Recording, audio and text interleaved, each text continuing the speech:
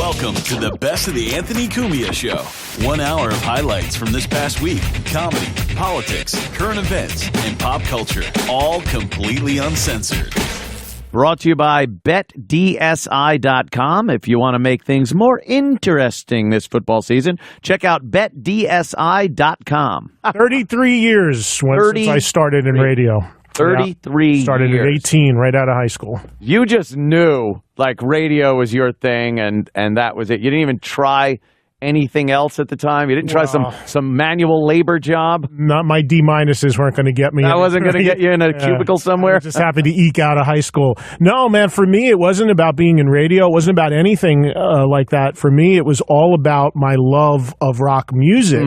And how can I take these bands that everybody actually was, even back then, making fun of me for liking, and take them and have them treated properly and give them a platform and expose them to other people. Yeah. So as a kid, the first thing I did was work at a record store. Okay, I'm selling the music. Then my local radio station, I had this idea to do something that not a lot of people were doing, a metal show. So, okay, I'm going to go play this music. And I started writing about the music. Then I got a job at a record company. So it was all about the music stuff. And it wasn't until I broke into radio in New York City in 94 that I finally said, wow, maybe I can make some money doing this, and I'll hang in that end. Right. Because when you're in the smaller markets, it was like everybody at the radio station I was working at, they were DJing weddings on the weekend. And there's nothing wrong with that, but it was like, it was always, I looked at it as a part-time thing, as a side thing, as a hobby. Never like, hey, I'm going to chase being the guy who's going to do radio and TV. Yeah. You know? Now, you were getting into it and stuff when, I guess, the hair bands were all the rage. I lived that. You lived that. I worked in the industry at that time. Yeah. I worked for a label as well at that time. I lived two worlds. I was a radio guy because I started in 83, and then I also, in 86 to 90, was vice president of a record company. So I worked with some of those bands. Now, you were you more into the metal bands from, like, the 70s, like, you know, Sabbath and things like that? Because that was almost a parody at one point in the 80s, the hair bands that were considered metal, but it was kind of a goof. You seem to be more of a traditionalist as far as that music goes. No, I actually like both worlds. Like, if somebody asked me what my favorite decade for music is, it would be the 70s, because to me, nothing touches Aerosmith, AC/DC, Sabbath, the stuff that I love, Van Halen, whatever. Yeah, that was just pure rock and roll. It's the best. Yeah, it still sounds great. It's still great. But the 80s stuff, you had a lot of good and bad stuff, like any decade. And I personally, the term hairband came up because it was a derogatory term. Yeah. Made up by the grunge guys to knock those guys down. The reality of it is, but the reality of it is there's a lot of those bands now that we're 20, 30 years removed from that period, that people are looking back on and be like, hey, you know what? Rat was a really good band. They had some great songs. And then you look and you see these other bands, you're like, now, they should have been marginalized. They kind of went away. So, any decade, it had its good and its bad, but everyone looked ridiculous. What I always thought was amazing, the bands from the 70s, when they got into the 80s, who tried to adopt the look. Oh, yeah. Look at the Ozzy video for Shot in the Dark. Yes. Ozzy looks gown, hilarious. What song was that? Shot in the Dark. Shot in the Dark. Yeah, show Ozzy from Shot in the Dark, because it's amazing. He went like, all right, I got to do something with my hair. I got to put on eye makeup. It really looked silly. And Kiss wore more makeup when they took their makeup off in the 80s than they did when they wore it in the 70s. Remember that? Yeah, that was a big moment when Kiss took their makeup off, and then you look and go, hey, wait a minute. It's just different makeup. Exactly. But later in the 80s, you look at some of the Kiss stuff, it's like, whoa, that's pretty... Well, here you go. This is the open, so this is the start of it. But when he starts rocking, he's in a sequin gown. And the videos themselves, the girls, you needed the girls in there, and it had to have a certain look. Yeah, there's a little bit of a long open to this video, but there's the look. There's you got the look. Look at the girl. Why would the girl have the cop hat on all the time? I didn't get it. She's pro law enforcement background. Yes, that must not like it is today, Aunt, with these people. Look at him. Look at the Oz. That's the dev. That's supposed to be the Prince of Darkness, right there. He's wearing a glittery shirt. It's the Prince of Maybelline. I don't want to be a pirate. Yeah. She's having a bad headache right now. She's having some kind of... He's being channeled by Ozzy. There he is. Ozzy's chat with his hair. Look at the eyeliner. Look. But wait, now when it kicks into the live stage stuff, that's when it really gets good. Yeah. I think now she's been transformed into the concert. Yeah. And I don't know what that is descending down. That's a giant Ozzy throne. Is it an Ozzy throne? Yeah. It's got evil arms and a cape or something. But when he comes out, he looks like your grandmother or something. He doesn't look evil. It's ridiculous. Look at that. There it is. Yeah, wait a minute. What happened? It's Liberace. Look at him. He's like, that is great. Oh, with the I mean, these guys, they were lost because you had these guys that were 10, 20 years younger than them. Yes. All pretty and done up, and they're like, oh my God, what do I do now? What do we do? We're getting like totally pushed to the side. Right. Not realizing though that like the music itself and the legend kind of rises to the top because Ozzy never went away. No, and I maintain the whole time that every decade, my parents grew up with music in the 50s. I mean, people had pompadours. Every decade had a look. Yes. If you go to the 90s, the grunge thing, everybody looked the same with the flannel shirts. Everybody had a look, and every decade you're going to look back on and say, that was a ridiculous look. Yeah. The bottom line is, strip all that away. Was the music good or not? Was the songs good? And the bands that had real songs still live today. Some of them, like we were just saying, they're good in hindsight. Like, I think they got lost in the mix of all the kind of very poppy, very, the power ballad had to be on everyone's album. Some of them were great. Some of them just schlock. And I think it takes a little hindsight to see what was really good. Totally. What stood the test of time. Totally. I mean, this music has become a new generation's classic rock. It really has. The 80s, I'm 51, okay? So if you're in the 40 to 50-ish bracket, that was your classic rock. Yeah. Now, I go back a little further because mine, I really feel, was the 70s, and I worked in the business in the 80s. So I don't have the same, as much as I'm a fan of a lot of the 80s stuff, even when I interview these artists, it's not the same for me. The guys from the 80s, I came up in the business with. I was interviewing them on their first record. Mm-hmm. When I'm sitting down with Joe Perry, that's when I'm like, holy shit, I have this poster on my wall, Yeah. It's just but to the people who are a little younger than me, maybe 40, to them, those 80s guys are their Joe Perry. They are those guys. So it's all relative. It really is. Yeah. It was very, very strange to when grunge hit to watch some of these guys just fall to the wayside. And I mean, you probably knew a lot of these guys. And what was going through their head at that time? It was swift and harsh, right? And unforgiving, man. I mean, it was just one swat. I mean, I'll never forget. I think it was the guys in Warrant saying that one day they went to their record company, Sony, CBS, Epic, whatever label it was under that window. They walked in the previous year, and the receptionist had the big poster for Cherry Pie behind the wall, and everybody was like, yeah, the Warrant guys are here. And literally a year later, next record comes out, and there's an Alice in Chains poster behind the desk. That's telling. And it's just like, well, we'll see if we can get you in here to see anybody. And it was just boom. But I thought it was a little bit... I fought for those bands back then because I was just, a lot of them were friends, a lot of them I liked, and I just thought it was really wrong. And what's really weird is when you look at it now, I said this to somebody the other day, even if you look at classic rock radio, they've kind of, for the most part, outside of like Here I Go Again by Whitesnake or Round and Round by Rat or Motley Crue, maybe one or two songs, they by and large skipped the 80s. They've gone from the 70s to the 90s. You don't hear a lot. If you really think about it, Def Leppard, Photograph, the huge songs, Bon Jovi, You Give Love a Bad Name. But outside of that, you don't hear a lot of these guys on mainstream classic rock radio. They're still marginalized, in my opinion. That is interesting. Yeah, a lot of those bands just kind of disappeared from went from radio. Neil Young to Pearl Jam and didn't stop at Poison. They just... Yeah, but like you said, some of the big ones, like Def Leppard, who I guess they're still out there I'm hosting a cruise that they're doing in January. A cruise. Yeah, Def Leppard just had a very successful summer tour this year. Yeah. One of the bigger, more successful tours. So there are those bands. They had such big followings. Mm-hmm. I mean, Pyromania and Hysteria sold like huge, please, 20 million records. Yeah. So those are going to be enduring bands and songs. There's no two ways about that. So those bands do actually pretty well now. Yeah, and there's a market for it. It's sort of weird when you're phased out like they were in the 90s. There's this, I don't know, we gravitate toward nostalgia a lot. And some of the bands are just a nostalgic treat, and other ones are good. Yeah. They're good bands. So you're an asshole. Aunt didn't know anything about 80s hair bands, nothing at all.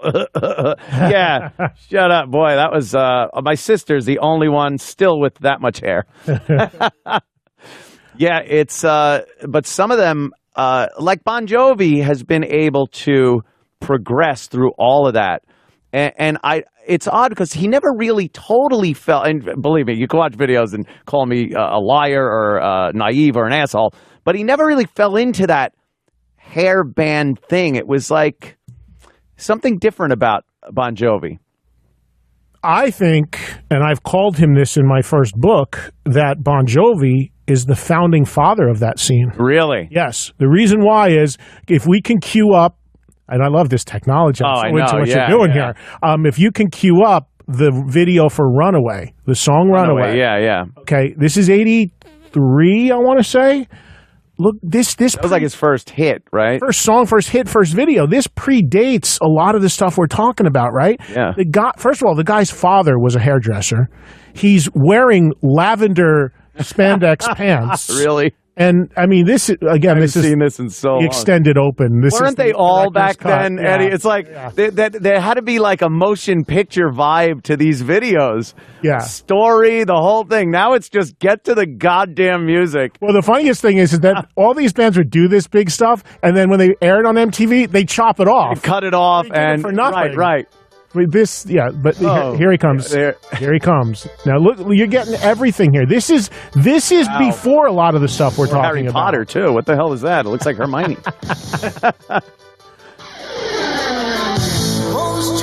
And look, you got the lavender spandex, you got the tassel frazzled jacket, you got the hair, you got this. A lot of facial makeup that came later with like. But look at the clothes, the ripped shirt.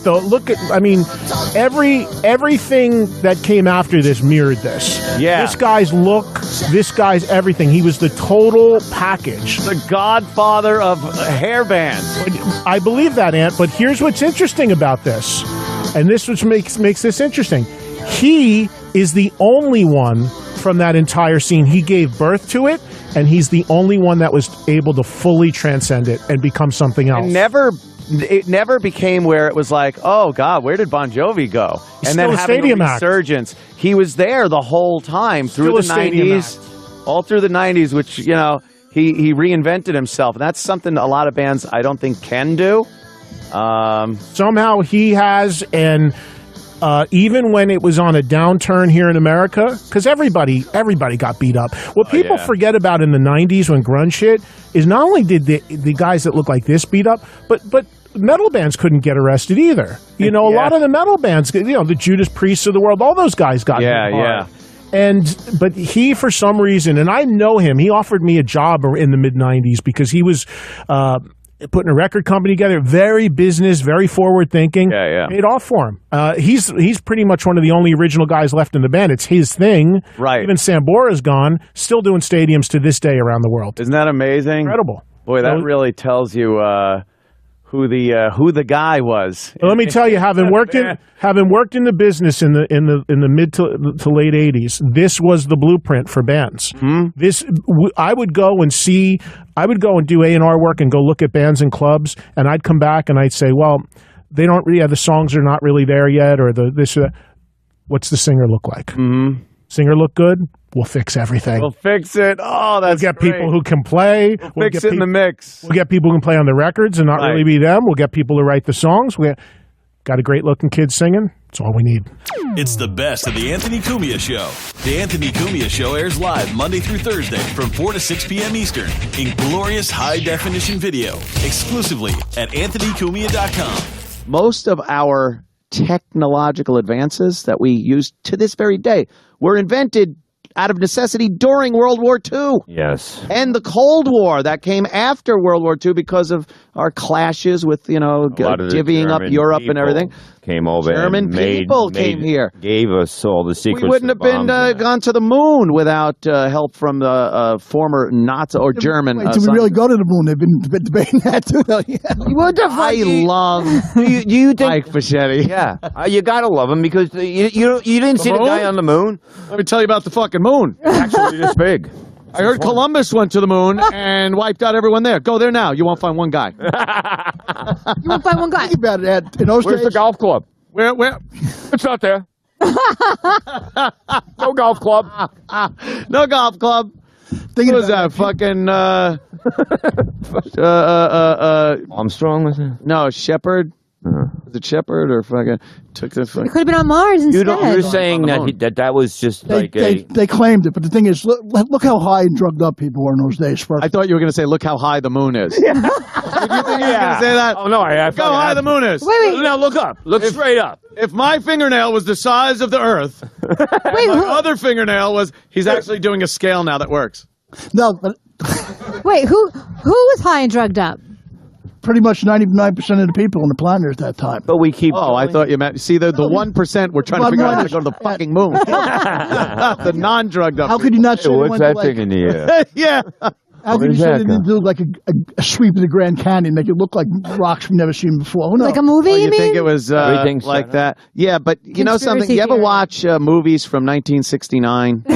The special effects, as Butthead once said, these special effects aren't very special. They weren't, and like to think that they hid this Yeah. great movie technology.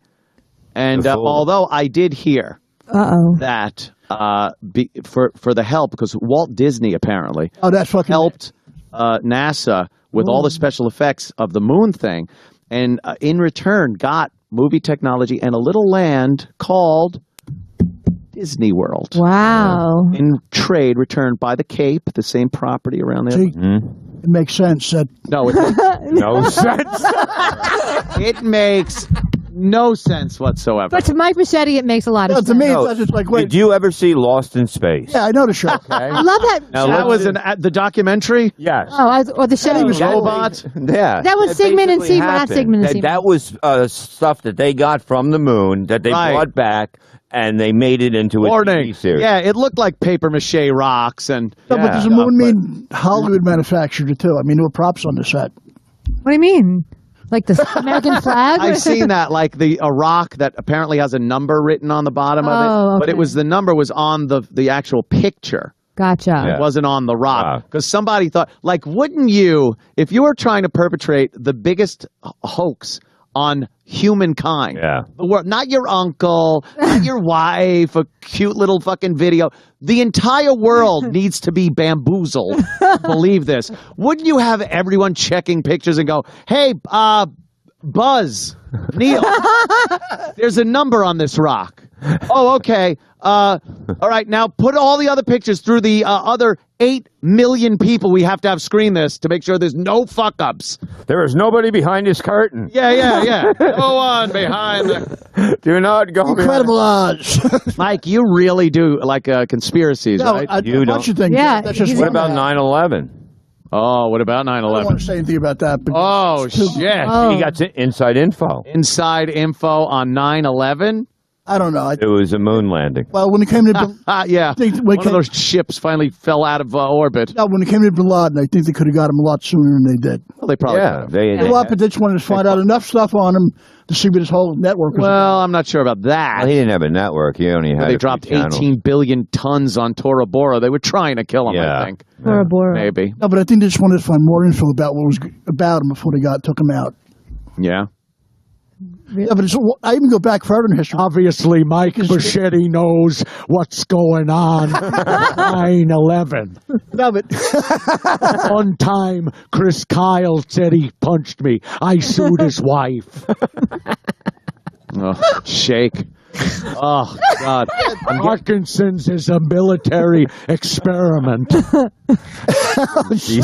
Ed, I go back even further in history, right? Yeah. I think that the Lincoln conspiracy was a conspiracy, too. Lincoln conspiracy? There Absolutely. was no conspiracy. Well, it was a conspiracy in the killers, but it was known like it wasn't a conspiracy. Doesn't necessarily mean it's something that isn't being told. Or it was people conspired to kill Lincoln, and they were all gathered up and summarily hung, I believe. Oh, but there were a lot of other people behind it.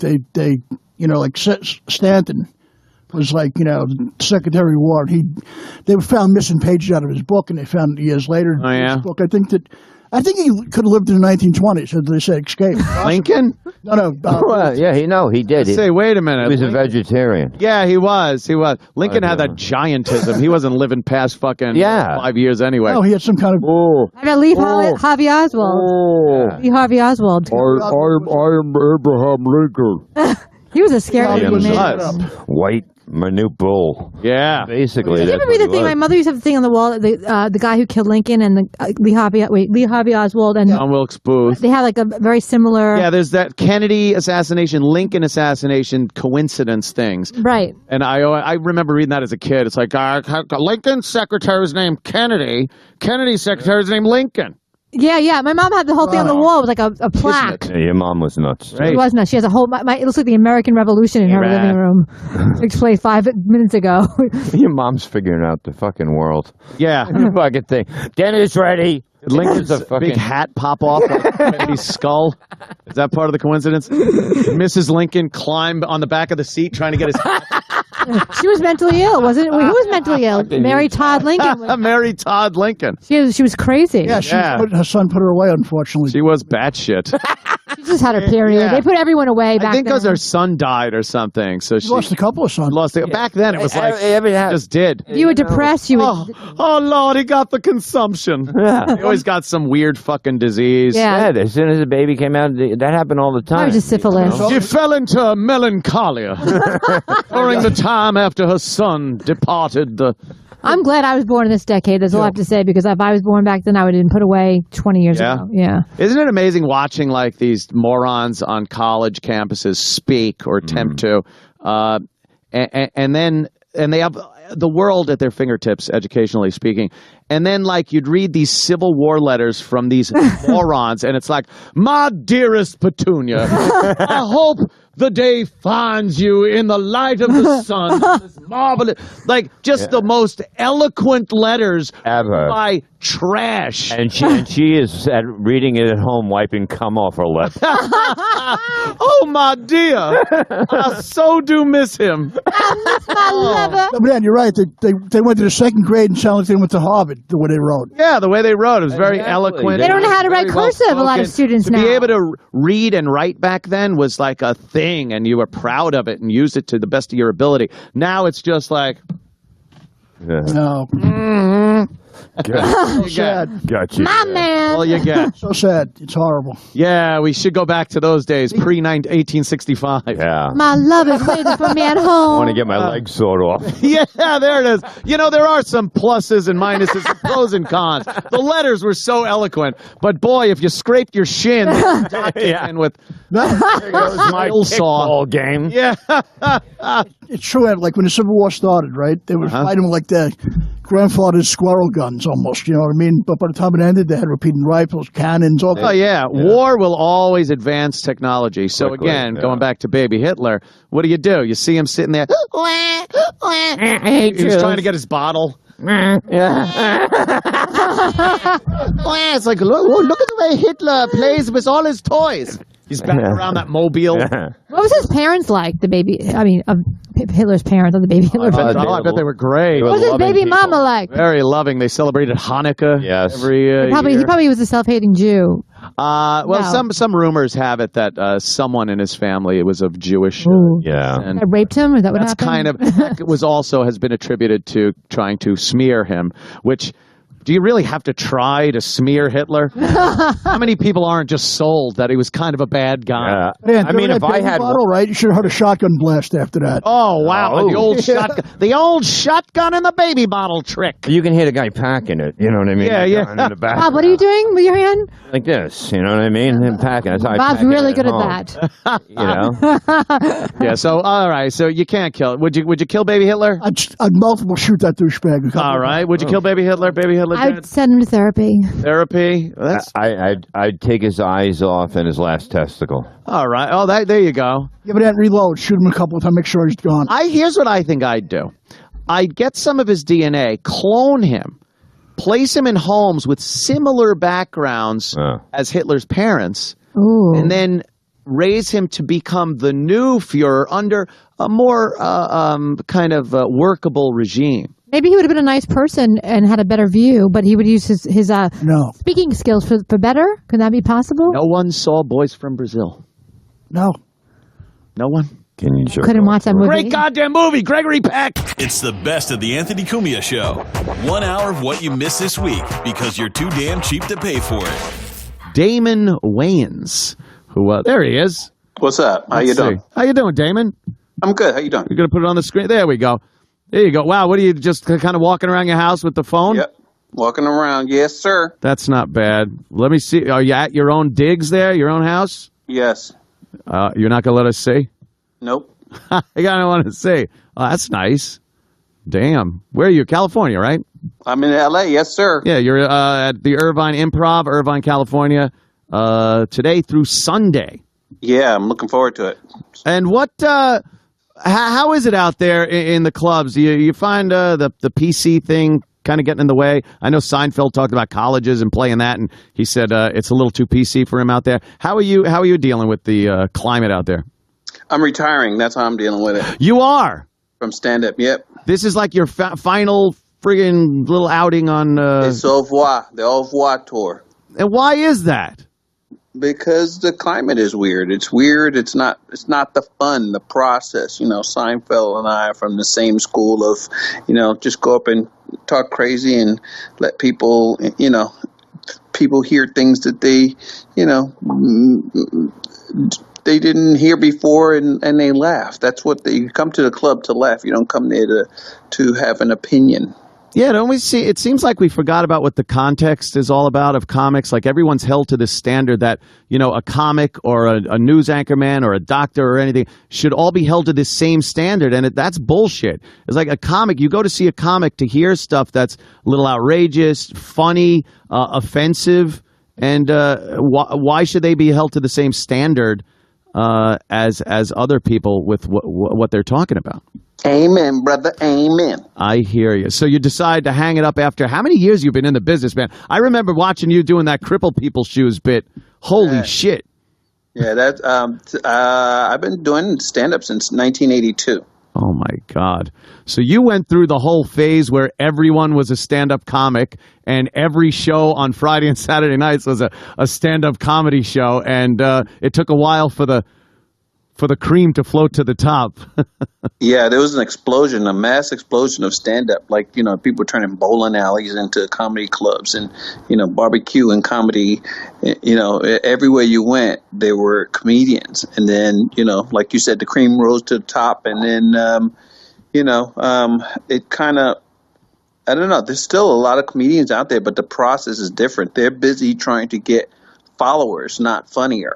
Yes. You know what? Years ago and up until, I guess, the advent of a lot of social media, it was how funny are you, not how popular are you or how many. There were a few comics that were amazingly popular, but not very funny. They're filling theaters and not very funny. And I think now we have more of that because it's just kind of like a popularity contest. Yep, that's what it is. People go see someone, they'll pay money, good money, to see someone, and they're not funny. They just take pictures. They film them, and, it's like, but they had a good time because they feel like they know these people. It's like, the guy down the street is on stage, and it's not really about, and these guys don't really have a bar in terms of what's funny, what to expect for themselves. And so they just, it's just showing up. If you see people who are famous on Instagram and Snapchat, either it's the biggest whore in your town or it's the crazy, it's like, they have like retarded people, literally, going around going, got him, and, all these little weird catchphrases, and people are lining up in malls to see them and take pictures with them, and then what? I just don't get that whole part of it. It was always about how funny someone is. And when you told your friends about a comic, like years ago, I remember when I first saw Dice on one of the Young Comedian specials. The Dice, man. Oh, gosh. When I first saw Dice, I was like, I had to tell my friends, not like, oh, I think a lot of people see this guy or know this guy. It was like, my God, I'm seeing something I've never seen before. This guy's out of his fucking mind. It's hilarious. And you just don't really get that anymore. There's so few comics that you can even, and it's not the comics' fault, it's the people's fault. They don't want to hear how funny someone is. How many followers does he have? Oh, right. What's the demo?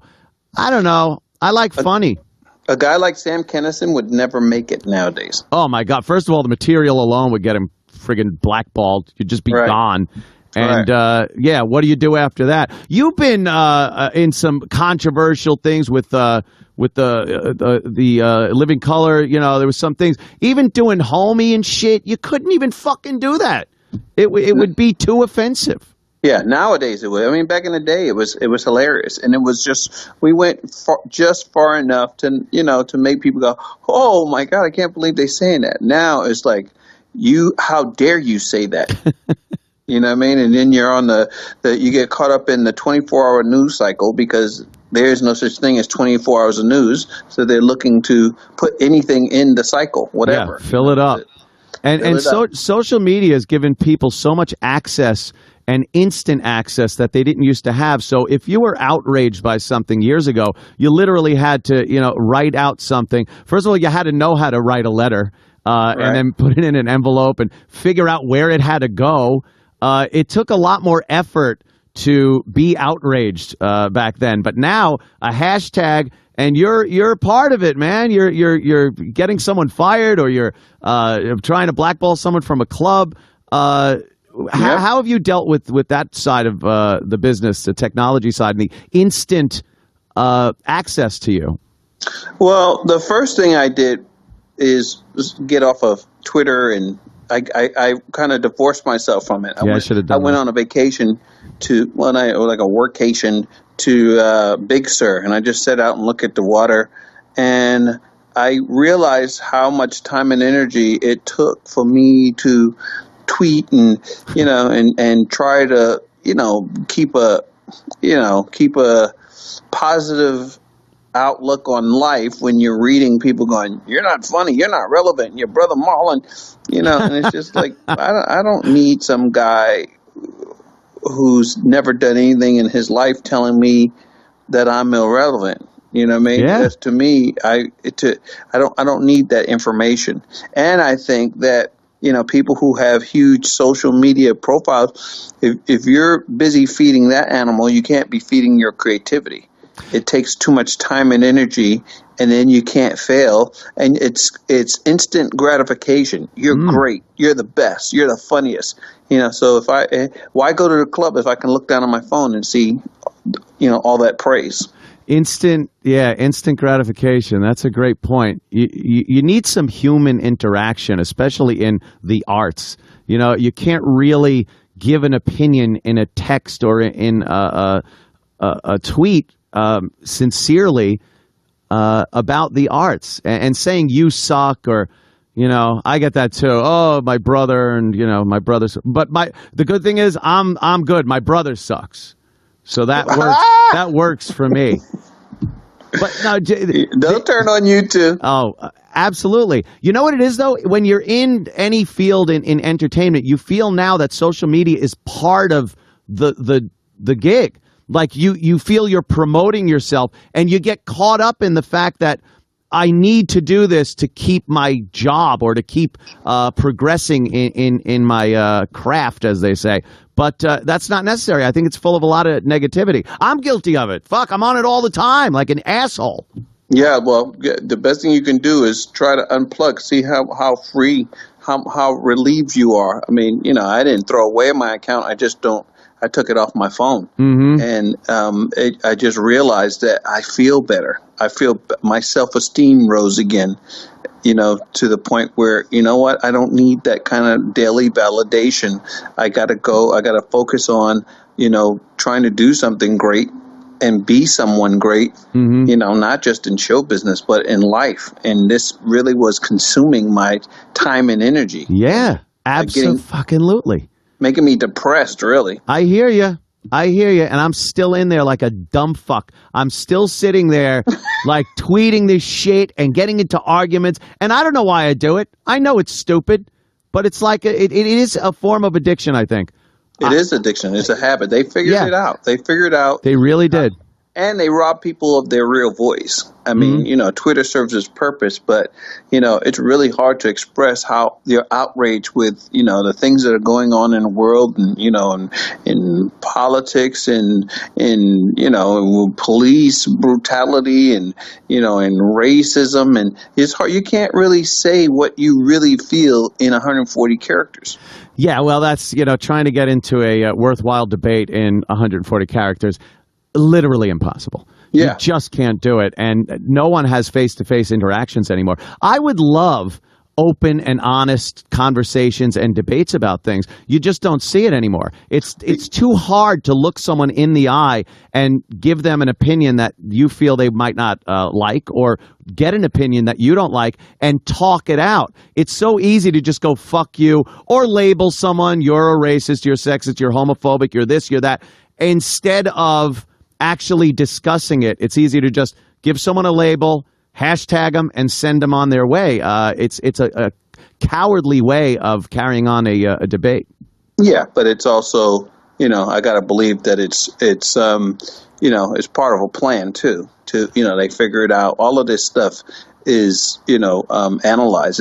It's data. It's analytics. It's big data to figure out, people and the way people think and feel and what they do and how they react and how do you get them outraged? How do you how do you stifle, the people movements and, it's they've got it down to a science. Isn't it amazing when you think back, and I brought this up a few times, when you think back at how big the all-knowing kind of was supposed to give, put some kind of tracking device in us and figure out 1984-ish kind of Orwellian thing. And it just turned out you had to give us these little devices that we now carry around and give out every bit of information freely of our own free will. We give it out. When years ago we thought it would have to be collected, that some agent would have to come to your door and interrogate you. And now we're just like, yeah, here's what I like. Here's a picture. Here's this. Here's where I work. Here's what I like and don't like. We voluntarily gave up our privacy. Yeah, because the technology is so damn sexy. Yeah, we love it. The newest phones look great, don't they? And we need to have it. We stand online to get the better tracking device to put in our pockets and walk around with. The Anthony Cumia Show. If you're looking to make things a little more interesting, then check out BetDSI.com. BetDSI.com. Been around since 1998. An A+ rated sports book, and originates many of the odds you see for a lot of the sports and events out there happening in these United States. BetDSI offers odds on all major sports, nearly everything else that's happening. What about the elections? How about reality TV? The Oscars, the Emmys, celebrity happenings. If there's something happening in the world, BetDSI, they got the experts building the odds.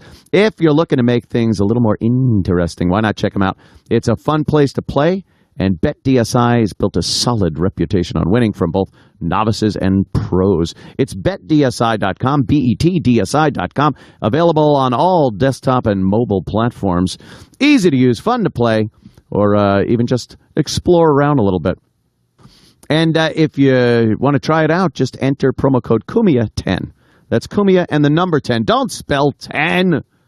Cumia 10. And get some free credits for yourself. You got to give them a lot of credit. Give a lot of credit there, Mikey. For yourself, just registering, you're going to get free credits. That's BetDSI.com. Use promo code Cumia and the number 10. Oh, thank you, BetDSI. The Anthony Cumia Show. This is the Legion of Skanks podcast. This is the Legion of Skanks podcast. Paul Hooper told me, I don't know if it was Cabo, it was something like that, where there was jaguars, like, near the resort. Like, you would hear them, like jungle cats, like dangerous cats. Growling? Jungle cats near the resort? That would be fucking terrifying. Yeah. Jaguars. I was staying in Malibu once, and they told me there was a mountain lion kind of loose in the, like, where Malibu is, and I never went out. I didn't go outside for, like, I don't know why. I just go right to my car. I imagine mountain lions being like the size of a house cat. Baby Simba. They're a little smaller. Like mountain lions, you could probably scare off. Dude, I'll fucking punch a mountain lion in the head. Yeah. I have no fear of a mountain lion, like a fucking jaguar or a leopard. Yeah, no, those are big cats. Nick just said you could probably scare up by doing the open the jacket thing. Is your mustache so true to manhood? Yeah. Because that's a mustache that can go several different ways, obviously. Hopefully no one calls me on that mountain lion thing. Was it strong, the manhood that you, I mean, like, is that the approach you would take? If I saw a mountain lion, dude, I'd melt. I think I'd just I'd freeze and hope it went away. I would think it's a shitty house cat. I'd kick it. No, they're bigger than that. They're bigger than that. If you kicked it, it would fuck you up. You would have to, like, hope that you could buck at it and it would run away. Or if as soon as it gets physical, you're going to die. That look really is. Yeah, it will fucking rip your face off with a pole shot. You're either mountain man, fucking. Oh yeah, Lewis is a simple house cat. Yeah, go ahead, grab it by the scruff and yell at it, whack it with an ass with a newspaper. Yeah, make sure you have your water bottle. It's beautiful. What, Lewis? What's up? Traps. You got something to say? Looks like a cat's head on a pit bull. Look at that fucking body. Look at that. Are you insane? Look at that hip to waist ratio. Look I at would make pecs. fun of its shitty tiny head. What the hell? Like, what up, Beetlejuice? Just bully it. Yo. Hey, you want to dance with the rattlesnake? That shit is nature, yo. Can you show me nature. mountain lion attack? I want to see a mountain lion attack on a human. Please. I want to see the relative size of the mountain lion versus the human. It's probably no big deal. Simple house cat, bro. Like a fat house cat. A house cat could fuck you up if it wanted to. Oh, dude, it really can. Yeah. I remember. But it couldn't beat you. No, it could probably kill you. No, I could kill it. No. Well, here's the thing. If you got your hands on it. Look. Oh, there Perfect. it is. Yeah, you ain't kicking that. Get off me, faggot. What? Oh, you actually want to go? I was going to let you walk away. Stacey Cochran's Claw. Is that an advertisement for a book? Oh, perfect. Right in my back. Look, we actually put a live man in the way of a mountain lion. Hey, mountain lion, I'm about to pull guard. Yeah. Wasn't there a story about Joe Rogan? It was a false story, but he choked out a mountain lion. That went around. I swear to God. I remember that. It went around for like 2 days on like Reddit. He choked out a mountain lion? Yeah, he choked out a mountain lion. Dave Smith joins us. Hey! With his douchey suit. Oh, shit. Dave buried his mother today. So. Hey, guys. She was a good woman. She deserved it, though. I can't believe I'm here. So. She was alive. What's up, buddy? How are you guys? Where you coming from, Dave? You're so dressed up. You look great. Whew, thank you, buddy. I hustled, and now I'm Did you run here? I really did hustle from the train. I mean, was your tie hanging over your neck when you were running? This is a good outfit to be like. Just missed a bus. Kind of. Oh no! Oh no! Me in my long coat and suit. I gotta catch the trolley to meet my people in Alcatraz. I was like, that's like a 2015 Rush story. I'm like, out of the way! I've got a podcast. What have I missed, guys? Lewis thinks he can beat up a mountain lion. I can beat up. Lewis is pretty convinced he can beat up a mountain lion. How many Lewises are we talking about? Just one? One Lewis. This one Lewis right here. Nah, you need like 3 Lewises. You know to what? take a Before mountain lion. that chimp attack, I used to think I could beat up a chimp. Before that no, first they one. heavy-handed. Yeah, I used to think it would be funny if you could get like humans. Heavy-handed animals. Describe them like a boxer. No, not only are they like their muscles are bigger, but they also have like deeper insertion points, and they're like just a different type of muscle. You're gonna fuck this monkey? What? You can't. You can't. Well, not against his will, but if Well, if you woo him. The first thing they do is just rip say you your fucked dick that off. monkey. That monkey wanted it. Yeah. They rip your dick off and they rip your face off like right away. So there's. Can I see a chimp attack? I want to see. I'm not afraid of chimps. That's a gorilla. Out of here. No, That's a chimps, gorilla. No, so that's a chimp. It's like an orangutan. That's a chimp playing around. Oh, he's playing. He's cute. Okay. And they hit their hands on the floor first before they fuck you up. That's Yeah, real. they got claws. They rip. They They so hit the strong. floor like they're playing really good defense on you. They're so strong they can just take your hand and separate it from your wrist. They'll just tear your hands and feet off your body. That's fucking insane. Yeah. By the way, you also have the look of somebody who's raised chimps. Oh, hang on. Is this mountain lion versus chimp? They're just like us. Oh, there's a chimp. Oh, he's playing, Lewis. Except they He's have playing claws. Still. This is him just horsing around. No What's going big on? deal. Is he actually attacking? He's attacking this man. Yeah. He's doing a great job. Oh, multiple chimps are attacking him. No, they're just talking shit. It's like getting jumped in the ghetto. It's always a guy Oh, they're wearing gonna fucking khakis. drown him. It's the same as the mountain lion guy. It's someone that shops at Kohl's. Oh, shit. Got him. Is that chimp attacking Anthony Cumia? Wow. Yeah. It's a very Anthony was just trying to take a picture of her. It's a very layered attack. He's been fighting this chimp for about 5 minutes. No, this is like a gif. It's I just mean, over neutral and over. corners. That really is something else. I mean, that looks terrifying. Can you look up the tips on how to fight a chimp and also how to fight a mountain lion? How to fight off a mountain lion. Lewis. I want to know if my instincts would be correct. Can I tell you what I would do? Please. Ground and pound all the way. What are you thinking? Stand and bang? I'd lure it into a false sense of security with promises of bananas, and then I would take his back, put in double hooks, choke him right out. All right, how would I fight a chimp? Trick is you bring him into your corner. How would I fight a chimp or how would I fight a mountain lion? These are two different animals. I want to know the answers to both. So what is The answers to both? Leg kicks. Nope. Eye gouges, both of them. Eye gouges, but the chimp already knows about that. That's how the chimp fights. That's how the chimp So fights. whatever- So he's using my own technique against me. Chimp's opening move you're is trying this. to use his That's his opening move every time.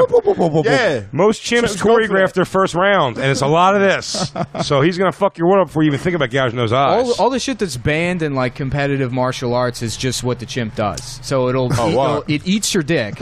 Small It'll immediately small eat Wait a limb. minute, 12-6 elbow strikes? Are you kidding When me? they had the first ever MMA commission board that made rules, they were like, okay, no biting, and there's some chimp in the background. Like, what the fuck? Like, Tiny limb No eye attacks, poking. right? Dude. Small limb attacks. Fingers, hands. Yeah, they'll chew all your fingers off. They chew your dick off. They chew your face off. How do you know all? Isn't that in Because I that became order? obsessed Look with at it his after- mustache. Yeah. After that Sounds like woman an got her episode of the fucking- Guys We Fuck podcast. After that woman got her face ripped off and she Yeah. went on Oprah, because at didn't first have I was no like, hands oh, she or got face. her face ripped off. In my head, I'm like, somebody got their face ripped off, and it's just like a mannequin. I don't like imagine Right. the gore. And then she went on Oprah, and it's just, like it looked awful. For the love Let me of God, see. can we see this? Why aren't we looking at this? Yeah, the chimp did that. He went, He opened her face up and You checked ever for- work at checked a for pizza food. restaurant? You ever work at a pizza restaurant? Yeah. No, but I did. watch everything they do. Well, when you first learn to slap dough and you have fuck up dough, where you have to. That's what her face looked like. Oh, It was man. just folded. Fuck up dough? Yeah. It's day one pizza dough. Yep. All right. All right, I want to see it. Training day pizza dough. All right, here we go. And oh man, Oh my Christ! oh man, Oh my! For the fucking love of kidding fuck! me? Yeah. I hope Oprah did not tell her it was going to be Man. okay, because it is never going to be okay. put the hat back on her. She looks like Yoshi with the hat on. man. She looks about to spit an egg out of her mouth. I'll be honest with you. She sings good. She looks like Oh, Sia. and Oprah. You know. Oh, you you know know who what looked fucking better makes me than her? annoyed with that? That's like Oprah goes, you got a little something. Yeah, really. I mean, really open a show. Like, I'm not afraid to reach in there and touch this freak. I'll touch her. Well, that's Oprah. That's the essence of Oprah. It really is. Right there. That was really frustrating. Wait, can I hear some of this interview? I want to hear how she talks. To pull his sidearm and in a movement like this, and he shot. Oh, it sounds like a dude now. Numerous times, rapidly at a. Holy Okay. shit! that is terrifying. Guess the answer's no. That is gripping. And his men. You watched this, Nick. That's how they described the monkey on her face. It And was after this, you gripping. became obsessed. Oh yeah. I was Wait, like, first you came. First you came, then you became Yeah, yeah, obsessed. yeah. Well, it's crazy because she looks worse than you remember James Vance, the Judas Priest kid, who shot himself. in the head? And he it was lived. he lived, and then he just sort of. I mean, his face was fucked up. But Jesus that's like Christ. twice as bad as being shot in the face with a shotgun. Oh my god. Wait, why is she dressed like an old nun, though? Did the monkey put her in that outfit? We got to find a before on her. Yeah. Don't worry about. I don't know. Oh, She admits she thought she'd get her eyesight back someday, even when the doctor told her When the monkey was it never squeezing her happened. eyeballs. Say that. Well, one of these days I'm going to see you, and then the doctor say, "No, you're never." Sweetheart, gonna see that again." monkey I'm just like, shit out your eyeballs. You're never going to see again. Oh, There's a But- better chance of that monkey seeing with your eyes than there is of you ever seeing again. Okay, lady? Can you explain this that to is you? so choice. Oh man, He's got him on ice back in a tree fort. Just takes the Awful, eyeballs man. and does the "Would you fuck me? I'd fuck me" thing. Oh man, That's life now. Oh my gosh, she just looks like a Jew. I want to see a before picture. And then question for Around the Horn. Does she ever get laid again? Of course. Yes. That says By something one of about Derek's guys. cousins, probably. There's probably an app to find women. It's a white woman with a fat ass. Are you kidding me? Shit. Someone in Derek's posse will fuck. Plus your grandma will be happy to have a white person back in the family. Oh, she wasn't even that hot. Oh, Lewis, that was the meanest thing to say, but What? true story. What? She looks like Ken from Street Fighter. She has sharp features. After he loses, right? Yeah. Oh, okay. What was she, a monkey trainer? What was she? No, I think she's a monkey owner. That was her chimp. It was her chimp, right? Her chimp. Was it The thing hers? with chimps is There's that famous phone call where it's like, it's ripping my friend's face off. Yeah, that's the friend calling. She was the one who got it. That's so terrible. She does. Yeah, that's She looks like a lost She was just punching a car. The monkey jumped in. That's my ride. That's so fucking awful. The Anthony Cumia Show. This is the best of the Gavin McInnes Show. We were just talking before you came on about this campus insanity and the hunger strikes. And I'm embarrassed for all of them, man. I'm embarrassed for every damn one of them. And, we got guys in the military. We got black guys. We got, Mexican dudes, Chinese guys. All of us look at that and we just shake our heads. I'm sad for them because they're actually they're so weak-willed. And, hey, man, by the way, it's going to keep going. You'll see more of this now. It makes sense. It's kind of like the campuses are now getting a dose of what they created, in my opinion, because since the 60s, these knuckleheads got in. They've been the academics, they've been the administrators, and they've fostered this kind of, mentality of they're just soft. They're just soft. I'm not saying you got to walk around kicking people's asses, but you're really crying about a safe space. You're going to college. You know how many guys in the Army don't go to college? Shut up, man. yeah, I don't know when black people became such pussies, but they're standing there literally crying, going, "We have nothing to lose but our chains." And you go, "Chains? You're at Yale." Yeah, that gal seemed a little unbalanced. And like I said, I'm in a different culture. I went to college. I have a degree in anthropology, and I am, I made my dad very happy because as soon as I graduated, I enlisted in the Army. I wasn't interested in being an officer. But, I've served with guys of all colors and kind of, backgrounds. I got, we got pagans. I'm a Catholic. We all make fun of each other mercilessly. Talk about racial jokes and homo jokes and because you know why? Because combat is, you and I have spoken of this, combat is the ultimate reality. And so for us, those kind of jokes mean nothing. They just roll off our back because, like I told you, we love each other. We love each other because we're willing to kill for each other and defend each other. And so for us, political correctness, all this crap that we see, it's not real. It's literally manufactured reality. And when it comes crumbling down, what are these kids going to do for a living? And how are they going to cope in a world that, is got wolves waiting outside the door? I don't know, man. I just shake my head. It's kind of not, it's not really funny. It's sad. And it doesn't bode well for the country if a lot of kids are like that. I think a lot of kids aren't, and that's why we'll be okay. But those ones there, I don't care what color you are, man. That's just, you're an idiot. You're acting a pussy. Like a child. You saw a swastika made of poo and you didn't laugh?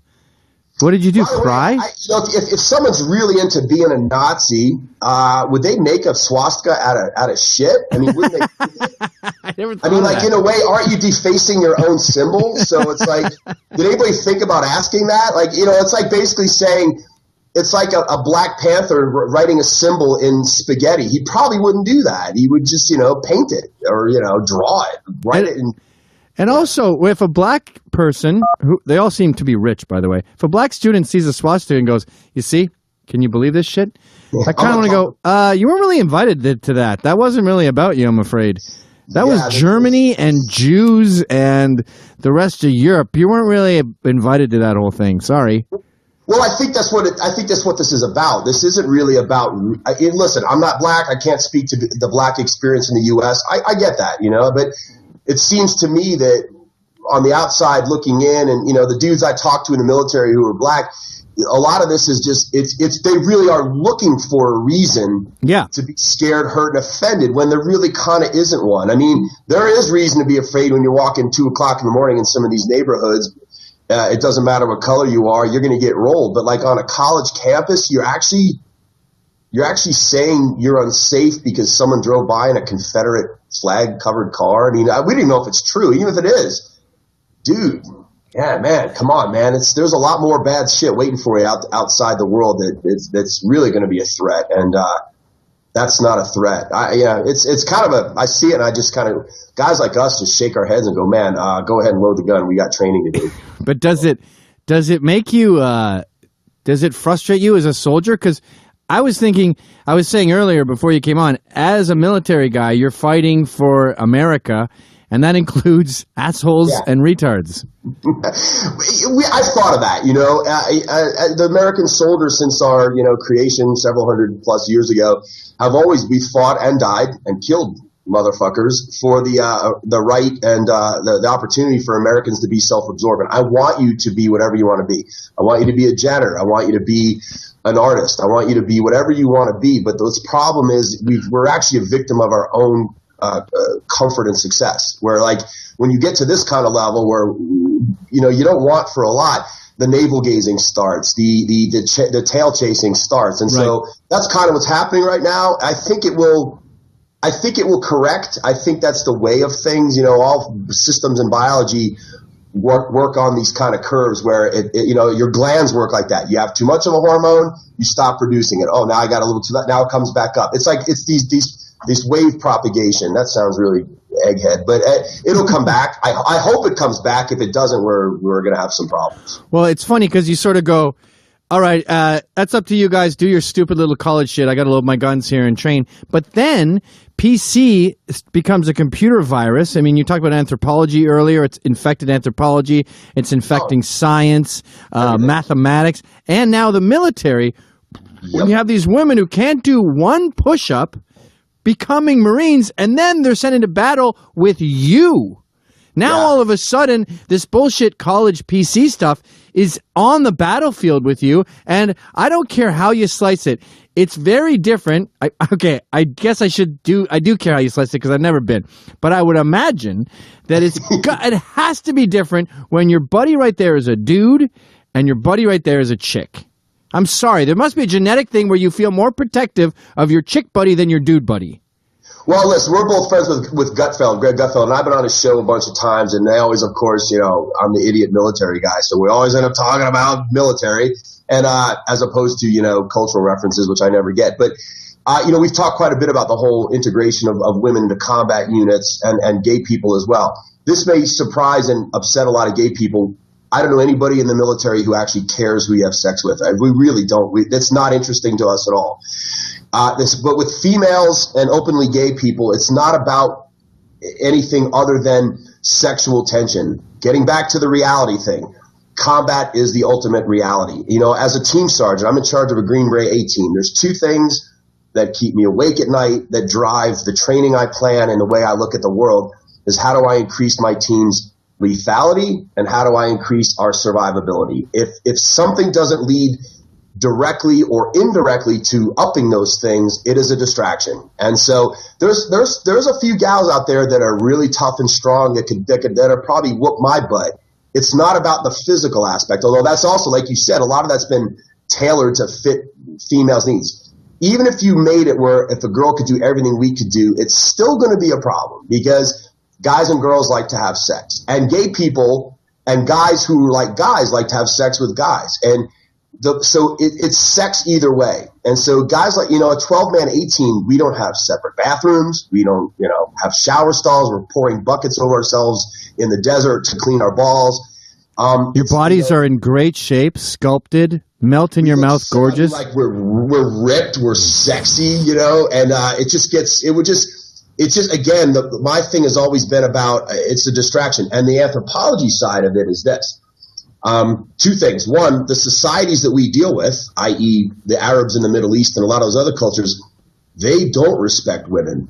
Right. So can you imagine an A team showing up with a female, weapons sergeant trying to teach, Arab guys how to work these guns? They're not going to listen to her. They won't respect her. There's that part of it. And there's also the biological anthropology, which is men, we are expendable. We are the least important of the two of us because we can't create more humans. And so biologically speaking, men have always had a drive to protect women because on a biological cellular reproduce level, it's in the medulla and the reptile brain, we realize that we can die, but we've got to keep them alive. So there's an instinct in there, like you said, that it's hard to beat that out of an organism. Yeah, look at a spider. A male spider is just a tiny little piece of shit.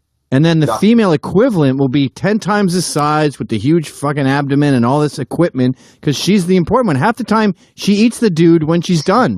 That's how useless he is. Not that we're so expendable. Yeah, males are expendable, man. We're kind of a dime a dozen. I mean, think about it. Think about how many men were killed in World War II. And big deal. The world kind of now, we still got tons of people in the world. But if you wiped out that many women, the recovery biologically and species thinking, it's going to be a long time. So yeah, there's a lot of things at play here. And again, look, I don't care who you have sex with. I'm not a misogynist. It's just I'm a Green Beret who has to do who deals with combat. And if anything gets in the way of the potential or actual success of my team, I don't want to deal with it. It's the best of the Anthony Cumia Show. 1 hour of what you missed this week because you're too damn cheap to pay for it. Angelica Groswald, he was dubbed by the media the Latvian immigrant who possibly contributed to the drowning death of her fiance. That's what she was dubbed by the media. It's a very long moniker they gave her, isn't it? Yeah, it's cumbersome. Well, in barely a whisper, Angelica Groswald, the woman accused of killing her fiancé while they were kayaking on the Hudson River. Anybody who goes kayaking deserves anything they get. Sure. You know what I mean?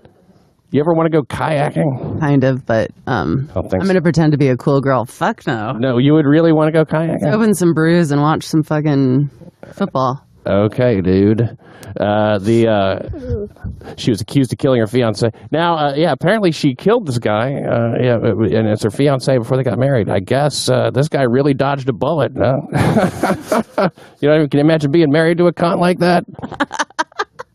That'd be the worst. Do you think you would try and kill her like every day? Yeah, she says, who knows, 35, the guy was 46. You always kill the older one. You ever notice that? Mm-hmm. Nobody old kills the younger person that they're with. So I'm safe. Yeah, it's charged with second-degree murder. Vincent Villafor, and they were living in Poughkeepsie. You ever pick your toes in Poughkeepsie? Poughkeepsie? Poughkeepsie. This is Nate Fridson in the Frid Zone. In the Frid Zone, it's yes. pronounced Poughkeepsie. Back to you, Pat. Thank you.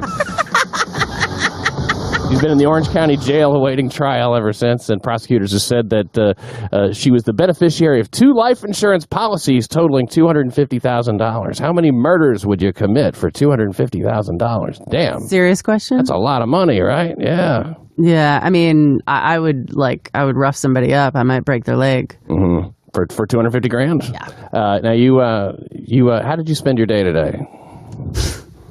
I got paid to talk about eating ass. All right. Hey, Fridson in the Frid Zone. Hey, what's going on? Very little ass eating going on here in the Frid Zone right now. Too bad. As you can see, I'm alone. Somebody get him a giant room. Just me here. Where does those stairs go? No idea. I don't know. Up? Somewhere? I don't know. Nate. So, eating ass, you did this on MTV too? Yeah, I didn't actually eat ass. Oh, right. But I talked about it. Only got paid for talking about it. Yeah. Didn't even have to eat it. No. I was pro eating ass. Pro? You came out pro? Mm-hmm. Oh, good. Yeah. Oh, that's going to be a happy marriage we're going to have. By the way, I want that in the prenup. I want it in the vows. This woman made a lot of incriminating statements. She told the police it felt good knowing he was going to die. Yeah, she sounds really... Do you have a picture of her? Yeah, well, I'm sure there is one. You know, the Latvian immigrant. Just imagine a really hot Latvian girl. Like, I remember you thinking she's very attractive. Is it like me, but like skinnier and younger? No, fatter and older. Oh, thanks, honey. But still hot. And she was on 2020, and you know they give her all this opportunity to express herself and all that stuff. A detective asked, "Why didn't he have that plug in there? Because there was a plug missing." That's how they think that she did it. She removed the plug from the kayak, and he didn't have it because I guess I had it. She said, and. Did you intentionally take that plug out because you wanted to set yourself free? She said, could be. Why the fuck would you say that? Yeah. Because she's a villain. That's why. Hi, Nate Fridson over here in the Frid Zone. Oh, yeah. I think I think she's clearly a villain. Like only a villain would answer a question like that. Did I have the plug on purpose? Could be. Yeah. You put it through a Latvian accent? Get out of here. She's guilty. She's stroking a cat the whole time, secretly. Jerking. She said she wanted to be free of the lifestyle that we had. That was important to her. She said, I wanted to be free of the lifestyle we had. The nightlife, the strip clubs, the threesomes. Oh, God, it sounds terrible. Sounds like hell. Yeah, she sounds like a real housewife. That guy needs to die. Yeah. You know what I mean? That guy, no way around it. Don't just break up with him. He needs to die. Yeah. Mm-hmm. Yeah. All right. So she said they told me it was going to be like a therapy session. I guess What was it's like a therapy session? The interrogation. Oh, like wow. therapy. She is a dumb motherfucker. Again, I can believe that. This is what zone is filling. This is what life is like in Latvia. I mean, therapy is like getting arrested. That's the warm life of Eastern Bloc countries. I'm sorry to interrupt, but where are you reporting from? I'm in the Frid zone right now. This is Nate Fridson, by the way, in the Frid zone. There's actually only one word for therapy and interrogation. They have the same word in Latvia. The Anthony Cumia Show. Now we're talking uncensored. If you like what you hear, visit AnthonyCumia.com for subscription information and show details. And never miss a minute of fully archived shows available at any time in streaming HD video or audio download. Brought to you by BetDSI.com. If you want to make things more interesting this football season, check out BetDSI.com.